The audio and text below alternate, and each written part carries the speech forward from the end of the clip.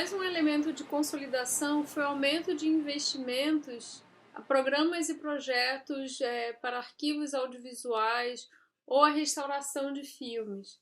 Mas o principal investimento nas duas últimas décadas, na verdade, foi na produção e distribuição do audiovisual, cinema, principalmente cinema e também televisão e jogos eletrônicos, através do FSA, Fundo Setorial do Audiovisual, que foi regulamentado em 2007.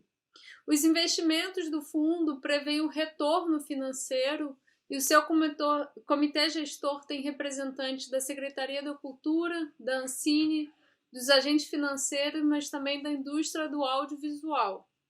E, infelizmente, o fundo esteve atuante até o final de 2018, antes do novo governo, e a gente pode falar que o investimento ao longo dos anos acarretou num grande amadurecimento de profissionais, das empresas, traduziu-se um volume crescente de obras a cada ano, e esse número crescente de produções tem um impacto tremendo nas instituições de patrimônio audiovisual. Seja pela demanda de acervo para inclusão em novas obras, ou então de referência para pesquisa, ou então em relação ao depósito legal, que é o mecanismo de depósito de materiais comprobatórios da realização de obras audiovisuais subvencionada com recursos federais.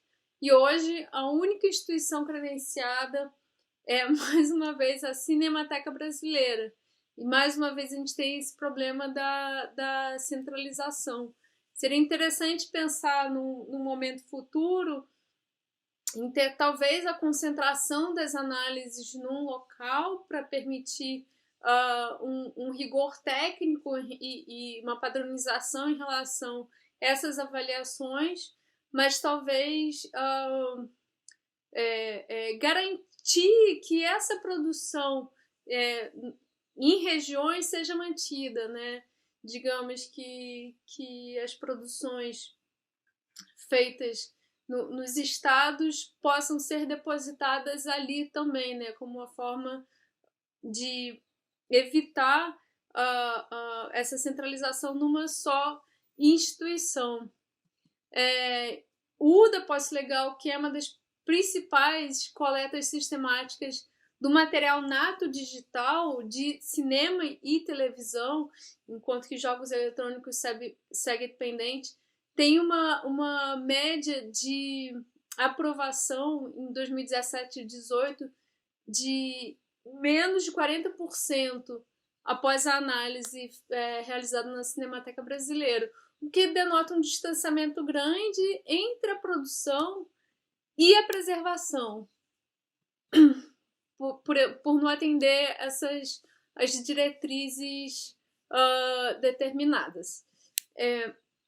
E para atender a demanda de acesso gerada pelo crescimento da indústria, é necessário proporcionar um investimento em preservação para que a gente possa gerar as condições necessárias para a salvaguarda dessas novas obras e a criação de materiais de acesso. E o que temos também, o que temos é bem diferente disso, como comprova esse gráfico, que é uma ilustração muito direta desse desnível de investimento, né?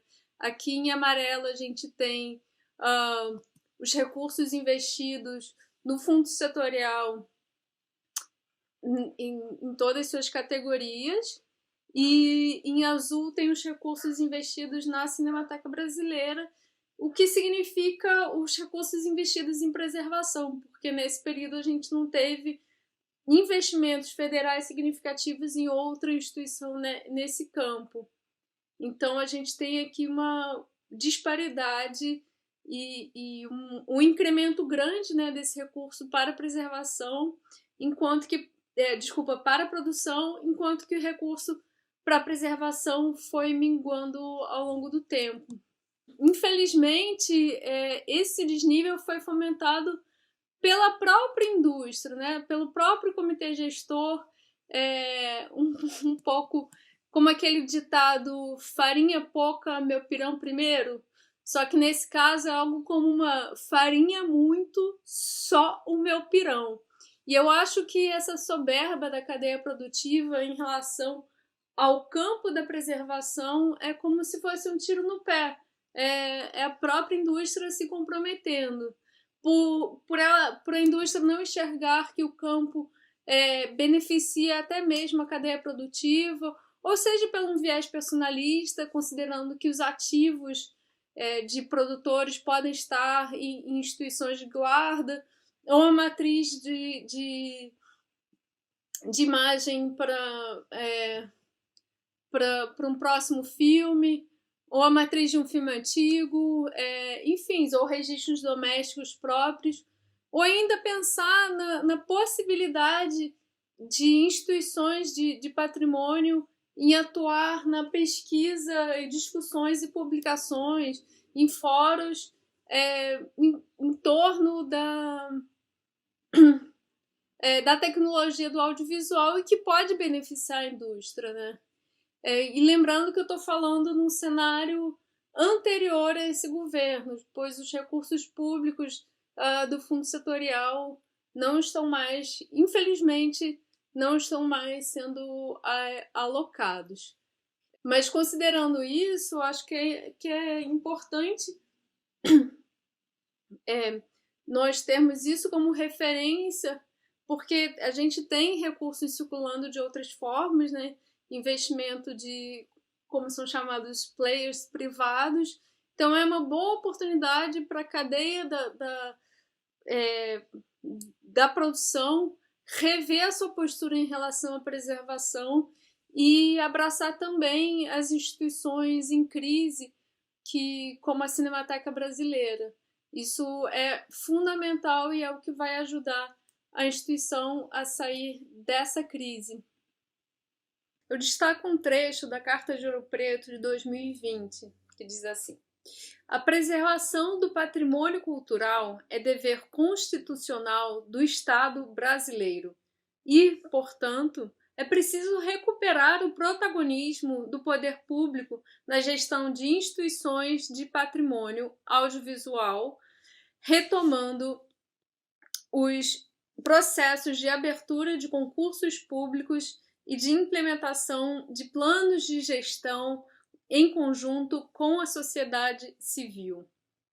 E apesar do claro dever do Estado e sua evidente negligência, como a gente viu aqui, eu reforço que o interesse e a preocupação com a implementação de uma política de preservação deva ser de todos os elos da cadeia do audiovisual. Temos como desafio a relação de valores construída por décadas pelo próprio mercado de que o bem simbólico da memória é inferior ao bem simbólico de um longa-metragem comercial. E possivelmente a prosperidade do Fundo Setorial do Audiovisual e o aumento de investimentos em desenvolvimento, produção, distribuição e exibição, unida à inação dos elos da cadeia produtiva do audiovisual em relação à preservação, se relacionam diretamente com a dimensão da atual crise do patrimônio audiovisual. O Estado é atuante no campo do patrimônio audiovisual em diversos países, e eu vou usar aqui a Holanda como exemplo, porque eles tiveram um dos primeiros grandes projetos de digitalização de conteúdo audiovisual em massa, com cerca de 90 mil horas de vídeo, 20 mil horas de filme, 100 mil horas de áudio, de cinema, televisão e rádio, e 2 milhões e meio de fotografias no projeto chamado Images for the Future, Imagens para o Futuro.